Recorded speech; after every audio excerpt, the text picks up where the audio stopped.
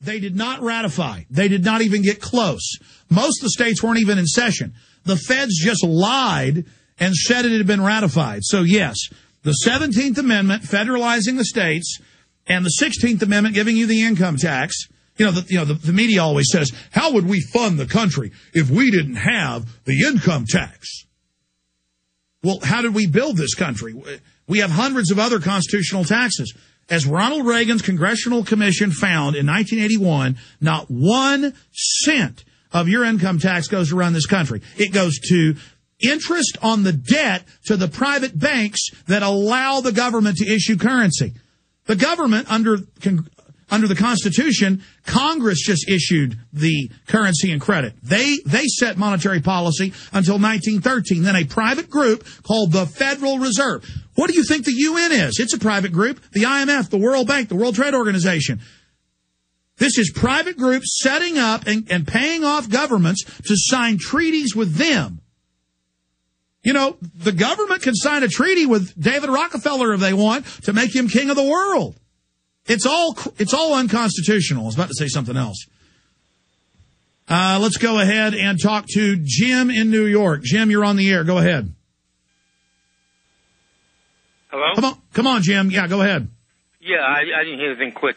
A comment and then a question for you. Last week you had G. Edward Griffin on, and he spoke. I remember you posed a question to him about, after all these years, his feelings on this subject matter.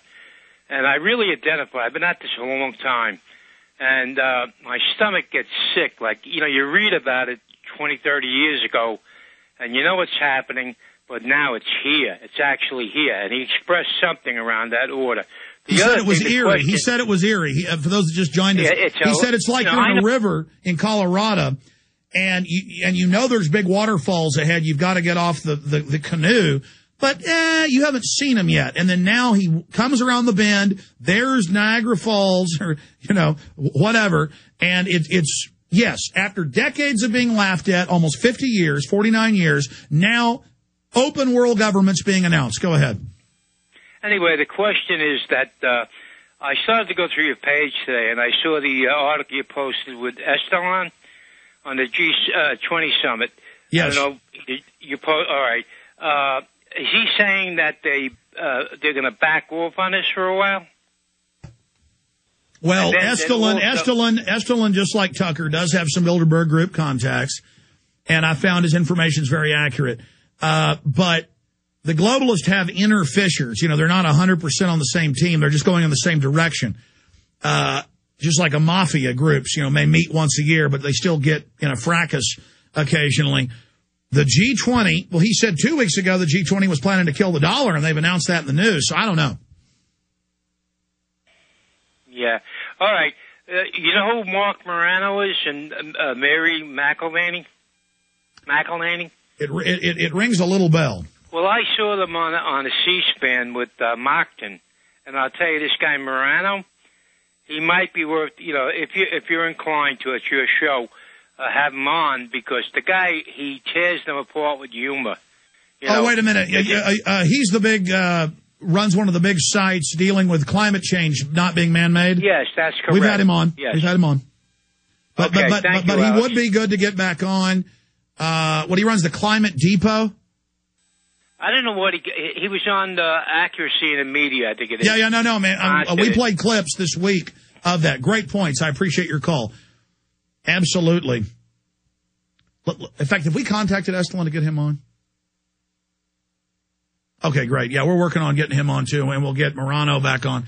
We are busting our hind ends to get you everybody you want, folks. Let's continue here. I don't have a lot of guests on the Sunday show because it's shorter, but sure, the weekday show is jam-packed full of guests. We got some big ones this week. Got a surprise guest tomorrow. Let's go back to Emily in Oregon. Emily, sorry, you got cut off by the break. Go ahead. That's fine. I'm so glad to speak to you, Alex. I was a hopeless, I've just started listening to you, and I was a hopeless liberal, and you've blown my mind wide open, and I'm just so grateful. And I'm surrounded by all these liberals, and they're a huge, now I look at the TV and I just see the intent. I see how we were all so brainwashed. I see it all so clearly, And I feel like you're not reaching a huge group of people that need to be woken up, i.e. us liberals. And because, you know, I mean, you can get through to the libertarians, you can get through to those Republicans, but they're just writing you off. And I listen, I pick apart everything you say, and I try and put it into a context that I can show these people. And, these are people who listen to Keith, they listen to Jon Stewart, they listen to, Democracy Now!, they mock Glenn Beck, they laugh at Fox. Well, Emily, let me break this down for you. Glenn Beck and Hannity, they're all meant to be mocked. And you know the liberal mindset of the establishment liberal, not the well-meaning liberal, is that it's about, oh, we're elite, we're smart, everyone else is dumb. If you watch, Real Time with Bill Maher, it's how everyone's dumb but liberals. But they're not. Well, go ahead and fade her back up. Voting for Republicans are just dumb. But these are a huge group of people that are so brainwashed. I believe now from me listening to you and looking at the television that they're getting the most scientific mind control. Yes, they are brainwashed.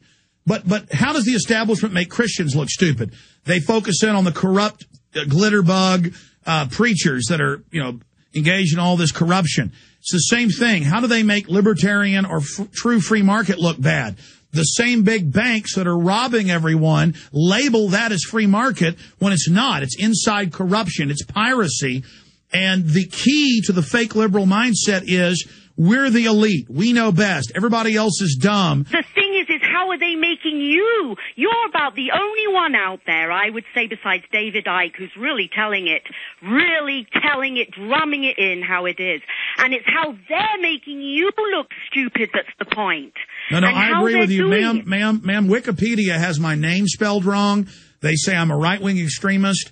When I try to get people outside the left-right paradigm, my main mission is to break the left-right division. The establishment divides us left and right so they can make the fight about left and right instead of about issues. And, Emily, I really appreciate your call. We could talk for hours. Call back during the weekday show. I'm going to try to go to Troy, Brian, Annette, and a few others, but I promise to get to this flu news, and then we'll do that. But the issue here is that a Rush Limbaugh, a Sean Hannity, a Glenn Beck cannot wake up a liberal. They're not meant to. They're meant to keep us in the left-right paradigm. When Bush was in office, the Democrats were right. Torture and war was wrong, and big government was wrong. But now that they're out of power, torture and war and secret arrest and big government's good. That's just because they're the party in power. When Republicans are back in power, in 3-4 years, 7 years, whatever the case may be, whenever they retake the Congress, the House and Senate and the presidency, suddenly the Democrats will be anti-establishment. They'll be against corruption. And this is the bait and switch game. But this is the radio show that has been able to deprogram people on the left and right. We do have people on the left. We do have people on the right. That's why they've had congressional reports, FBI reports, reports in Salon, reports in the New Republic, saying I am the really dangerous one to the establishment because I'm the person really telling the truth. So is Ron Paul. He transcends left and right to a true populist, grassroots, constitutionalist view. And that's why we're so dangerous to the New World Order, is because we see the program. We understand how they're controlling us. Okay. I should have gotten to this earlier, but I'll try to cover it in the time we have left. This is huge news. Everybody for 3 weeks has been asking me, what's happening in Ukraine? What's happening in Ukraine? What's happening in Ukraine? With massive deaths, with some strange virus people are getting. And reading in the British and Ukrainian English papers, we are now discovering what's happening. Top scientists, doctors are saying that this appears to be a mutation between the H1N1 and the regular flu vaccines, which they admit can mutate the virus and make it worse, just like antibiotics can mutate bacteria to be worse, to where you can't kill them. Flesh eating. Millions hit by plague worse than swine flu, a deadly plague swept across Europe, doctors fear, after a outbreak of a virus in Ukraine plunged the country and its neighbors into a state of panic. A cocktail of 3 flu viruses are reported to have mutated into a single pneumonia plague, which is believed may be far more dangerous than the swine flu. The death toll has reached 189, and more than 1 million people have been infected, most of them in 9 regions of western Ukraine. The president of Ukraine has called the World Health Organization and a team of 9 specialists, and it goes on. Now, here's another article. This is what the major papers in Ukraine and in Croatia and other Eastern European countries are saying. Scientists, Nobel Prize winners, one of the second biggest religious leaders in Croatia. This is what they're saying. Croatian priest says vaccine for destruction of humanity worldwide. Says it's a bioweapon.